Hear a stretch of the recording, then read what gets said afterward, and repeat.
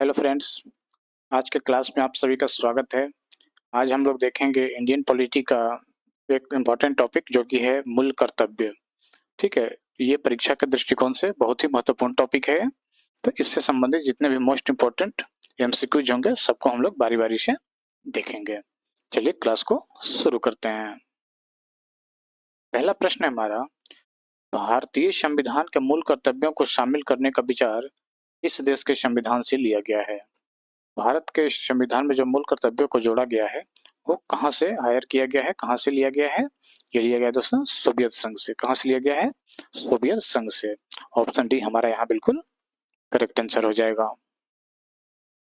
अगला प्रश्न है, निम्नलिखित में से कौन सी एक समिति ने नागरिकों के मूल कर्तव्य को 1976 में सम्मिलित करने की अनुशंसा की थी? इसका उत्तर हो जाएगा दोस्तों स्वर्ण सिंह समिति। किसके अनुशंसा पे जोड़ी गई थी? ये जोड़ी गई थी आपको स्वर्ण सिंह समिति के सिफारिशों पर यह जोड़ा गया था 1976 में मूल कर्तव्य को। ठीक है, ये आपको ध्यान रखना है, साल भी 1976 में। ऑप्शन डी हमारे यहाँ बिल्कुल करेक्ट आंसर हो जाएगा। अगला प्रश्न है, निम्नलिखित में से किस वर्ष संविधान में मूल कर्तव्यों को अंतः स्थापित किया गया था? तो कब किया गया था? अभी मैंने आपको बताया 1976 ईस्वी में। ऑप्शन बी हमारा बिल्कुल यहाँ करेक्ट आंसर हो जाएगा। अगला प्रश्न है, संविधान के किस भाग में मूल कर्तव्यों के अध्याय को जोड़ा गया है? मूल कर्तव्य को संविधान के किस भाग में जोड़ा गया है? ये जोड़ा गया है भाग 4 क में। किस में जोड़ा गया है? भाग 4 के सेक्शन क में। अगला प्रश्न है हमारा, भारतीय संविधान में मौलिक कर्तव्यों की सूची निम्नलिखित में से किस भाग के रूप में जोड़ी गई है? तो किस में जोड़ी गई है? भाग 4 में। अभी आपको बताया मैंने, ये प्रश्न प्रीवियस ईयर क्वेश्चन का है, ये भी मैंने ले लिया। ठीक है, आपको ध्यान रखना है, ये संविधान के भाग 4 में जोड़ा गया है मौलिक कर्तव्यों को। ऑप्शन ए हमारा यहाँ बिल्कुल करेक्ट आंसर हो जाएगा। अगला प्रश्न है, भारत के संविधान के किस अनुच्छेद में मौलिक कर्तव्य की चर्चा की गई है?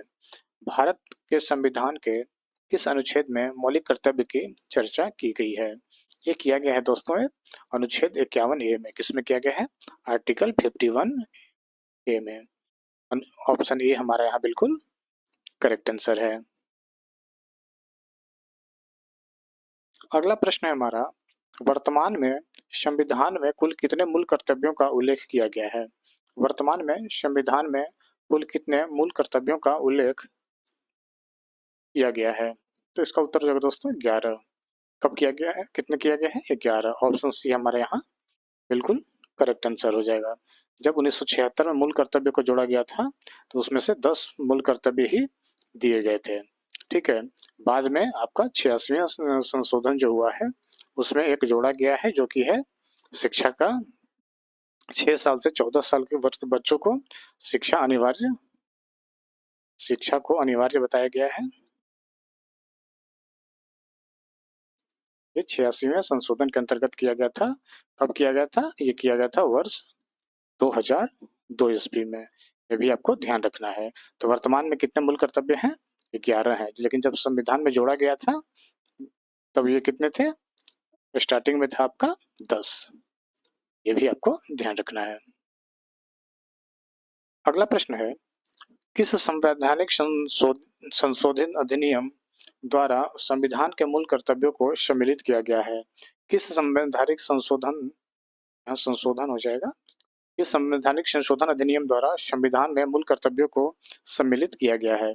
ये किया गया है 42वां संवैधानिक संशोधन अधिनियम 1976। जब 42वां संवैधानिक संशोधन अधिनियम के अंतर्गत मूल कर्तव्यों को जोड़ा गया था, तो मैं रिपीट कर दे रहा हूँ कि उस समय 10 मूल कर्तव्य थे। 10 मूल कर्तव्य थे, बाद में ये 11 हो गए 2002 से। ठीक है, यह 86वें संविधान संशोधन के अंतर्गत शिक्षा को जरूरी मूल कर्तव्य में जोड़ा गया था, जिसमें से 6 वर्ष से 14 वर्ष के बच्चों का शिक्षा अनिवार्य किया गया है। अगला प्रश्न है, मौलिक कर्तव्यों को संविधान में सम्मिलित किए जाने का प्रयोजन क्या है? क्या प्रयोजन है दोस्तों? तो इसका उत्तर हो जाएगा आपका मौलिक कर्तव्यों का दुरुपयोग पर रोक, मौलिक अधिकारों को और अधिक सबल बनाना, विनाशक और असंवैधानिक गतिविधियों को नियंत्रित करना। हाँ, ये सही उत्तर हो जाएगा।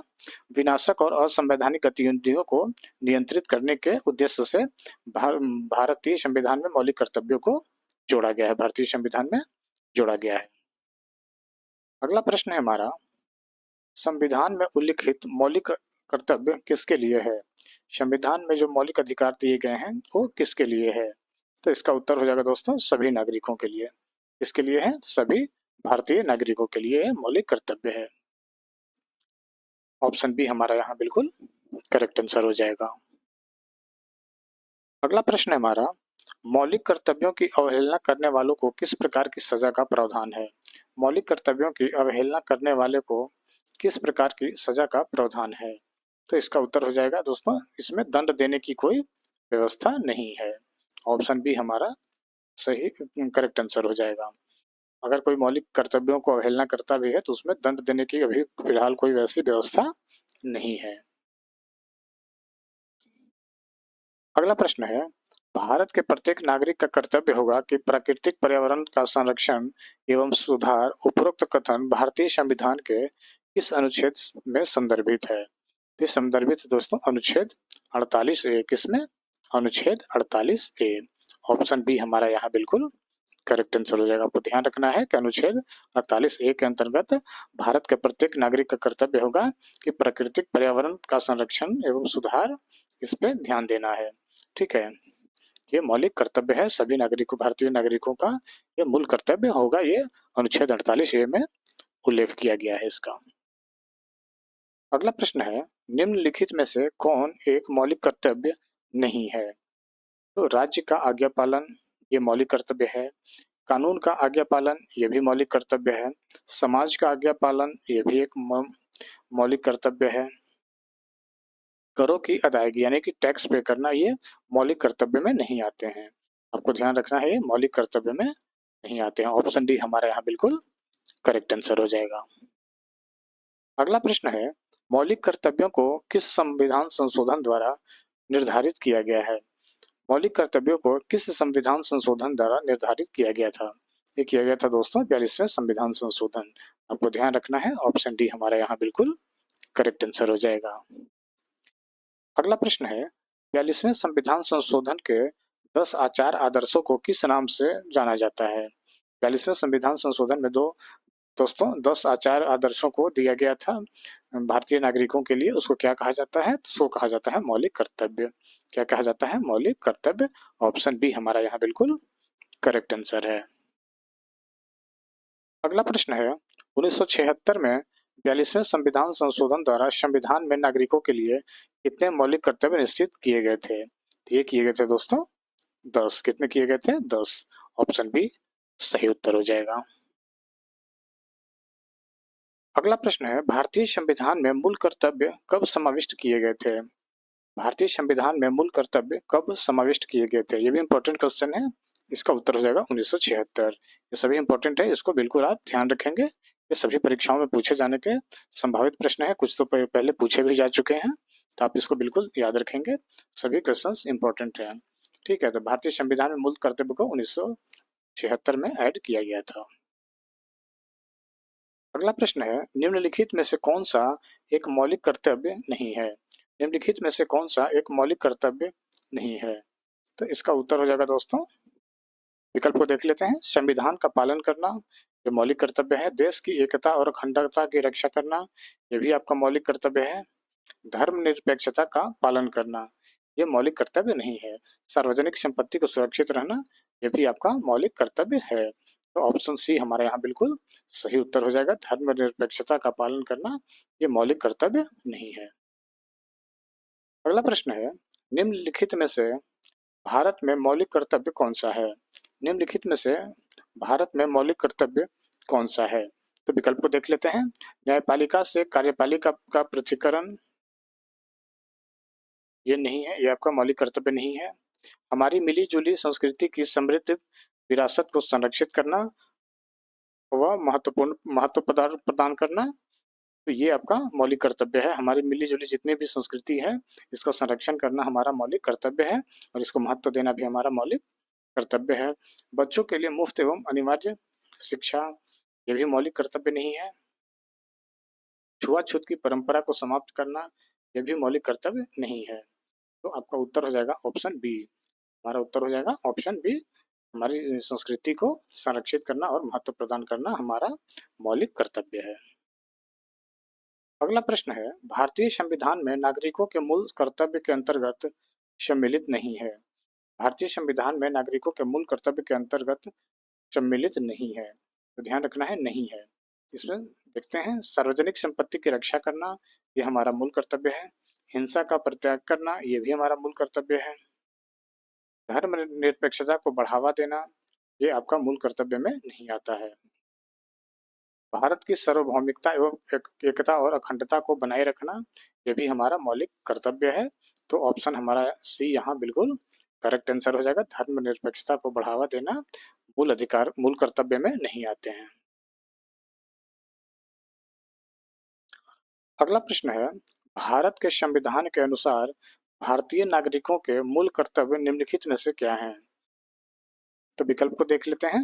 राष्ट्रगान, राष्ट्रध्वज आदि का सम्मान करना ये हमारा मूल कर्तव्य है। वैज्ञानिक प्रवृत्ति का विकास ये भी हमारा मूल कर्तव्य है।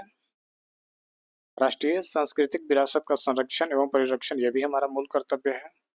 तो इसका उत्तर हो जाएगा हमारा ऑप्शन डी। उपर्युक्त सभी जो है वो मूल कर्तव्य हैं, मूल कर्तव्य से संबंधित है। तो ये ऑप्शन डी हमारा सही हो जाएगा। उपरोक्त सभी करेक्ट विकल्प हैं। अगला प्रश्न है, निम्नलिखित में से कौन सा कर्तव्य भारतीय नागरिकों के कर्तव्यों में शामिल नहीं है? तो चलिए विकल्प को देख लेते हैं। देश की सुरक्षा करना और आवश्यक होने पर देश सेवा के लिए प्रस्तुत होना ये हमारा मूल कर्तव्य है। राष्ट्रीय पर्यावरण की सुरक्षा एवं इसमें सुधार करना यह भी हमारा मूल कर्तव्य है। सार्वजनिक संपत्ति की सुरक्षा एवं हिंसा का परित्याग करना यह भी हमारा मूल कर्तव्य है।